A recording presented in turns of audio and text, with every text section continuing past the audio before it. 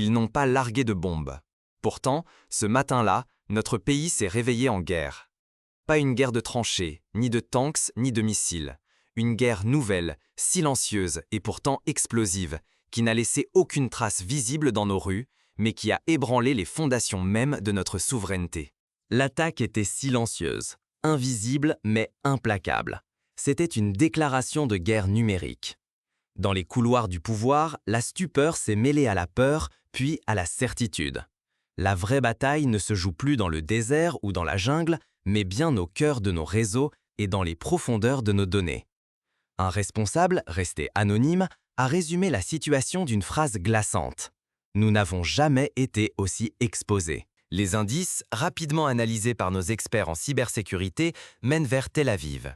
Mais chaque tentative pour remonter la trace des assaillants échoue. Les pirates ont masqué leur passage derrière des serveurs relais, rebondissant via le Nigeria, la Roumanie, puis l'Afrique du Sud. À chaque étape, leur identité se dissout, rendant toute riposte incertaine, presque vaine. Cela rappelle les grandes opérations d'espionnage de la guerre froide, où chaque camp utilisait des agents de liaison, des codes secrets, des relais pour brouiller les pistes. Mais ici, tout se joue à la vitesse de la lumière. Aucune explosion n'a retenti, aucun immeuble n'a été détruit, mais 3 serveurs gouvernementaux se sont éteints d'un coup, comme si une main invisible avait appuyé sur un interrupteur. Le système bancaire national, le cœur de nos échanges économiques, s'est figé, tous les transferts bloqués, les distributeurs muets, les entreprises paralysées. Même notre réseau électrique, pourtant l'un des plus résilients d'Afrique de l'Ouest, a vacillé. Pendant quelques minutes, les feux de circulation se sont éteints, les hôpitaux sont passés en mode d'urgence, les citoyens ont cru à une panne ordinaire, mais ceux qui savaient ont compris. Ce n'était pas un accident. Au même instant, une autre menace surgit, l'isolement diplomatique. Nos alliés, du jour au lendemain, se murent dans le silence. Certains partenaires étrangers annulent des projets de coopération, d'autres se retirent sans explication.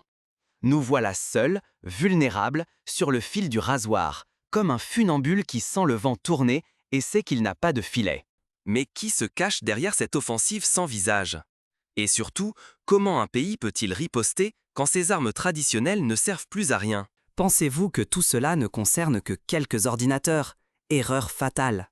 On pourrait croire que ces attaques sont limitées, abstraites, réservées aux experts en informatique.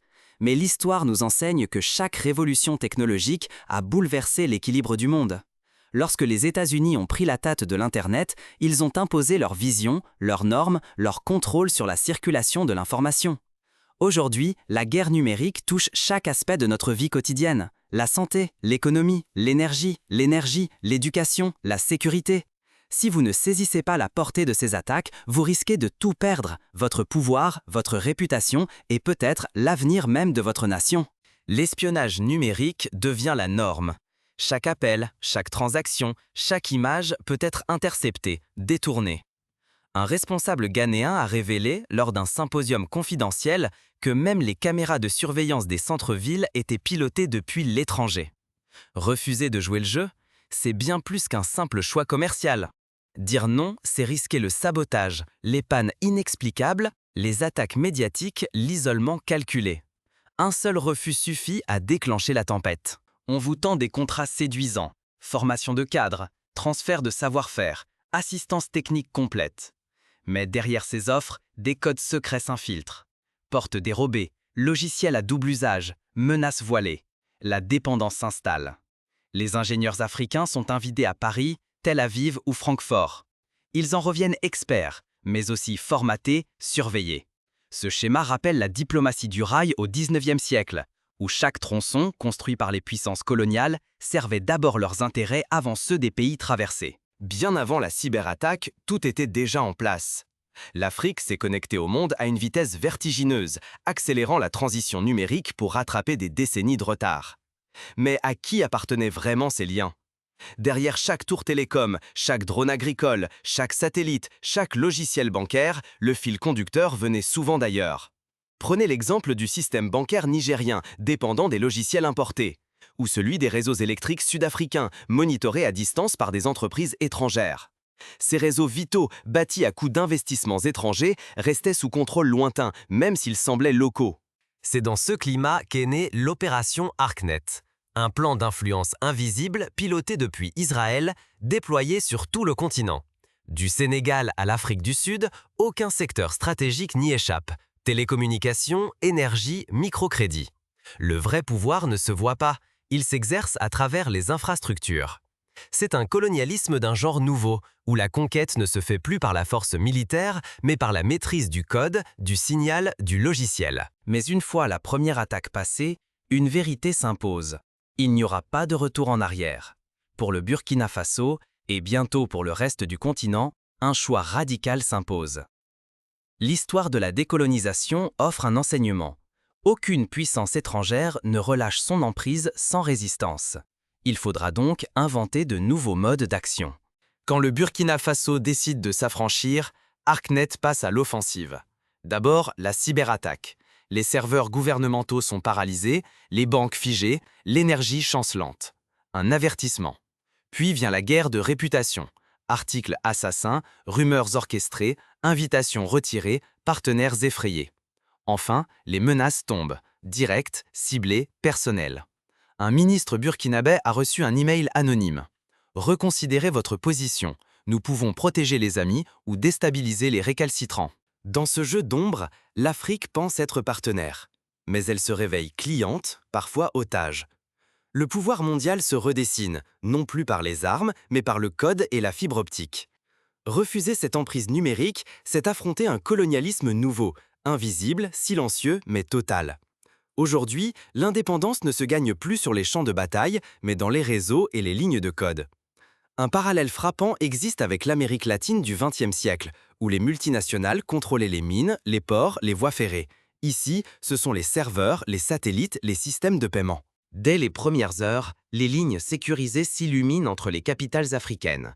Chefs d'État, ministres de la Défense et du numérique échangent discrètement.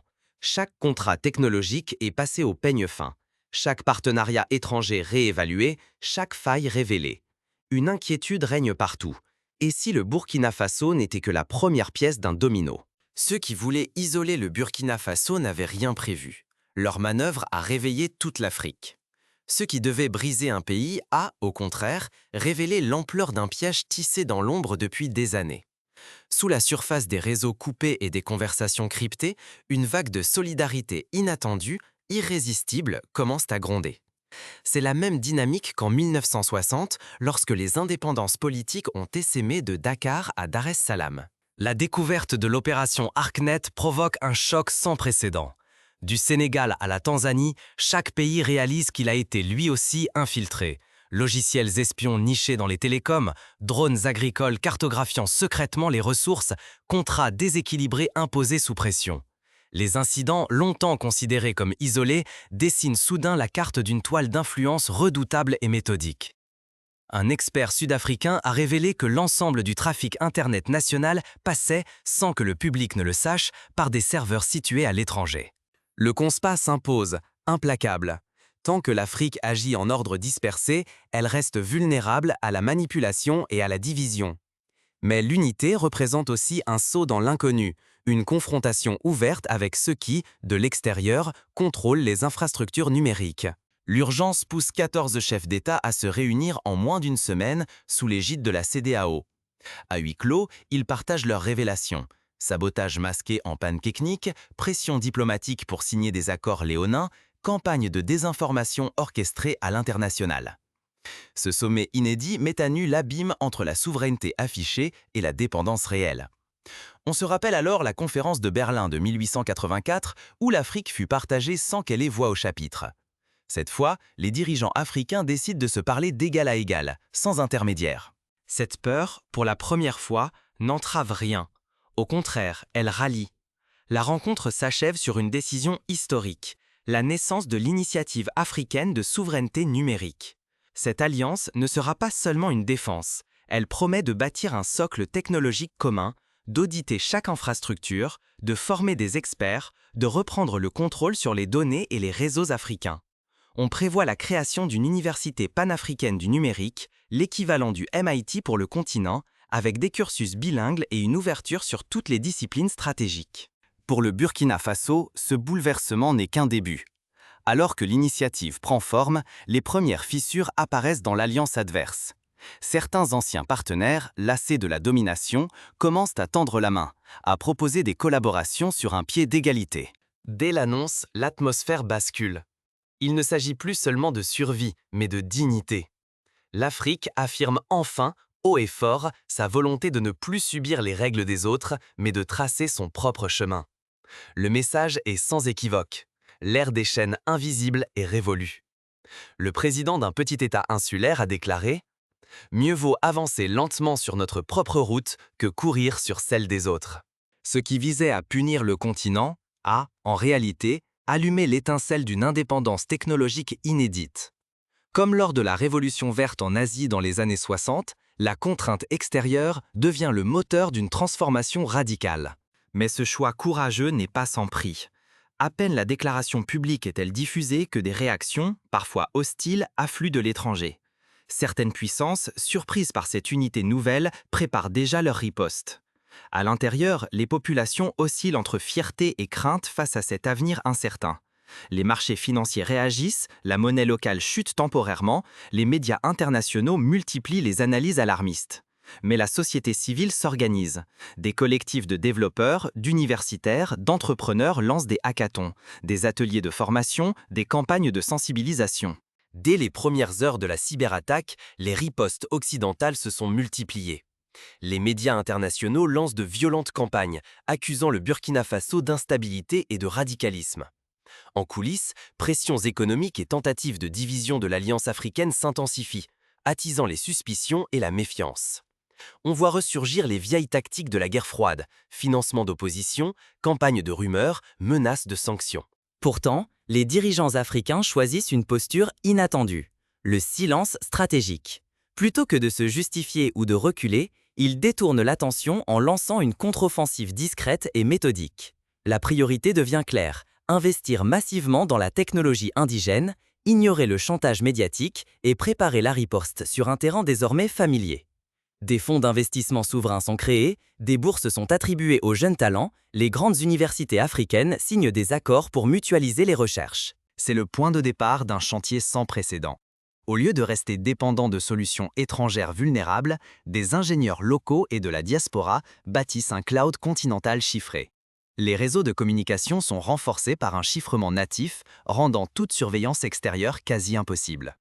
De premières plateformes sociales africaines voient le jour, offrant aux citoyens un espace où leur voix échappe enfin au filtre des puissances étrangères. L'équivalent africain de WhatsApp, baptisé Ndoto, dépasse le million d'utilisateurs en moins de 6 mois. Ce mouvement attire des soutiens inattendus. Des ingénieurs étrangers, repentis de leur participation à l'influence numérique, rejoignent la cause africaine. Ils transmettent code source, outils de cyberdéfense et savoir-faire. Sous le radar, des fuites stratégiques de logiciels et de protocoles de sécurité accélèrent cette émancipation. Même à l'extérieur, des alliances morales émergent. Universitaires, ONG et certains journalistes occidentaux dénoncent publiquement la guerre numérique contre l'Afrique, bouleversant la perception mondiale. On assiste à des manifestations de soutien à Paris, Londres, New York. Progressivement, l'Afrique passe de la dépendance à la supériorité technologique. Les infrastructures souveraines deviennent une référence, inspirant d'autres régions à suivre cette voie audacieuse. Le Brésil, l'Indonésie, l'Inde étudient le modèle africain. Pour la première fois, le continent prouve que l'innovation forcée par la contrainte peut dépasser les standards internationaux. L'effet d'exemple est fulgurant. La faiblesse perçue se mue en modèle de courage et d'efficacité. Bien sûr, la menace de représailles demeure. Sanctions, isolement, menace hybride. Mais une brèche historique s'est ouverte, celle d'un continent capable de devenir leader et non plus simple suiveur de la révolution numérique mondiale. La dignité retrouvée, la souveraineté technologique et la solidarité collective transforment l'équilibre des puissances. Pour la première fois depuis l'indépendance, l'Afrique écrit une page de son histoire sans tutelle. Pourtant, cette révolution dépasse la sphère technique. Elle réveille l'imaginaire africain, nourrit une nouvelle confiance et bouleverse les mentalités. Ce n'est pas seulement une renaissance digitale, c'est un profond changement psychologique et culturel. Le continent, face à l'adversité, réinvente sa propre histoire. Les programmes scolaires sont révisés. L'histoire du numérique africain s'invite dans les manuels. Les enfants apprennent à coder dès l'école primaire. Mais alors que la dynamique s'accélère, un nouveau défi surgit, remettant à l'épreuve la solidarité fragile de l'Alliance africaine. Les différences de niveau de développement, les rivalités anciennes, les tentations individualistes menacent l'élan collectif. Des voix discordantes s'élèvent. Certains pays craignent de perdre des avantages, d'autres redoutent l'ingérence de voisins plus puissants. L'indépendance ne s'octroie pas. Elle se forge, pas à pas, ligne de code après ligne de code. Pour ancrer les acquis, les dirigeants africains créent un conseil de souveraineté numérique, chargé de veiller à l'équité, à la transparence, à la répartition des bénéfices.